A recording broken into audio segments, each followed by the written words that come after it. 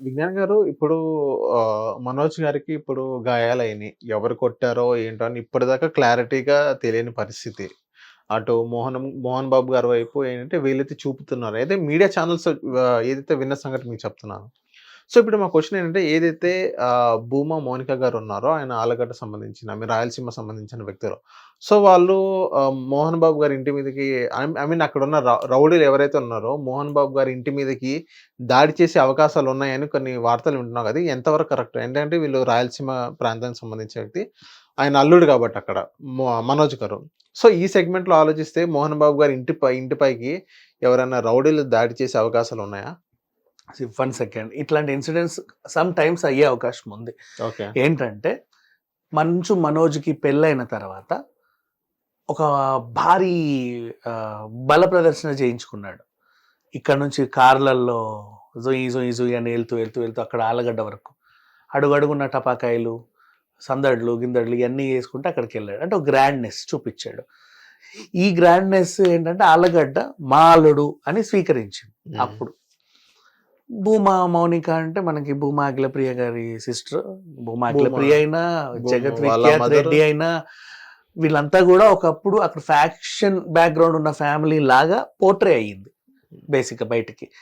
So in case వాళ్ళ చుట్టుపక్కల అంటే ఒకప్పుడు ఫ్యాక్షన్ గొడవలు బాగా జరిగేవి అనే కథలు ఉన్నాయి. అక్కడ వాళ్ళు కూడా బాగా ఇప్పుడు మా అల్లుడు ఆళ్ళగడ్డ అటువైపు అంటే అప్పట్లో ఫ్యాక్షన్ గొడవలు భయంకరంగానే ఉండేవి. సో ఇప్పుడు ఉన్న వార్త ఏంటంటే అక్కడేమో బాగా ఫ్యాక్షనిస్టులు ఉన్నారట. పైగా భూమా అఖిలప్రియ ఫుల్ అగ్రెసివ్, మహామహుల్ని కిడ్నాప్ చేసి చరిత్ర న్యూస్లు ఉన్నాయి. మౌనిక కూడా గట్టిగా మాట్లాడుతుంది. జగత్ విఖ్యాత్ రెడ్డి అంటే పక్కన లోకేష్ని పెట్టుకొని అప్పట్లో ఏవి సుబ్బారెడ్డితో గొడవ అయినప్పుడు అఖిలప్రియతో నా కొడకల్లారా ఏసేస్తా అన్నట్టుగా డైరెక్ట్గా చెప్పిన దాఖలాలు ఉన్నాయి. అంత అగ్రెసివ్ ఉన్న వీళ్ళు ఇప్పుడు వాళ్ళ అల్లుడు, కొత్త అల్లుడు వచ్చేది సంక్రాంతికి రావాల్సిన అల్లుడికి గాయాలయ్యాయి అంటే ఫస్ట్ బాధపడ్డారు. టీవీలో న్యూస్లో వస్తున్నాయి, మోహన్ బాబు కొట్టించాడు.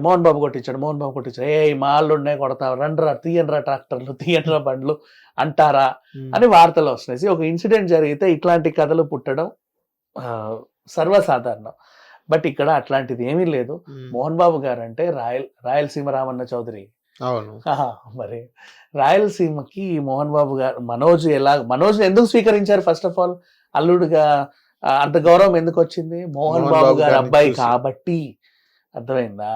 సో పెద్ద ఆయన అంటే వాళ్ళందరికీ దేవుడు లాగా. అట్లా ఎప్పుడు అనుకోరు, వాళ్ళు నమ్మరు బేసికల్ ఇలాంటి ఇన్సిడెంట్లు. అంటే గారు ఒకప్పుడు మా అల్లునే కొట్టావా, మా కొడుకునే కొట్టారే తీయండ్ర కత్తులు, అది ఒకప్పుడు. అండ్ ఇప్పుడు జనరేషన్ మారింది కదా, ఇంత టెక్నాలజీ వచ్చిన తర్వాత కూడా, ఇంత ఇది వచ్చిన తర్వాత కూడా అలా ఆలోచించే వాళ్ళు ఉంటారా? అంటే టెక్నాలజీ మారితే గన్నులు తీయాలి ఏంటి?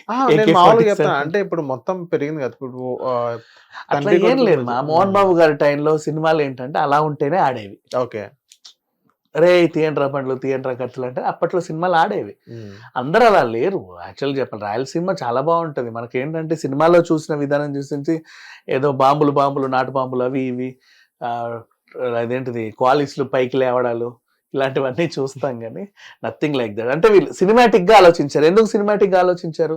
సినిమా వాళ్ళ గొడవే కాబట్టి. అవును. ఇండస్ట్రీకి సంబంధించిన పెద్ద అయినా వాళ్ళ అబ్బాయి మధ్యలో ఆలగడ్డ జాయిన్ అయ్యింది, ఎందుకంటే ఆ కోడలు అక్కడ నుంచి వచ్చింది. అవును. సో ఇట్లాంటి కథలు పుడతాయి, బట్ అట్లాంటివి ఏమీ ఉండవు. ఓకే, థ్యాంక్ యూ విజ్ఞాన్ గారు. హిట్ టీవీ యాప్ ని డౌన్లోడ్ చేసుకోండి. ఇందులో short news, live news, entertainment movies అన్ని అవైలబుల్ గా ఉన్నాయి. Please download hit TV app. Hit TV app ని ఫ్రీగా డౌన్లోడ్ చేసుకోండి.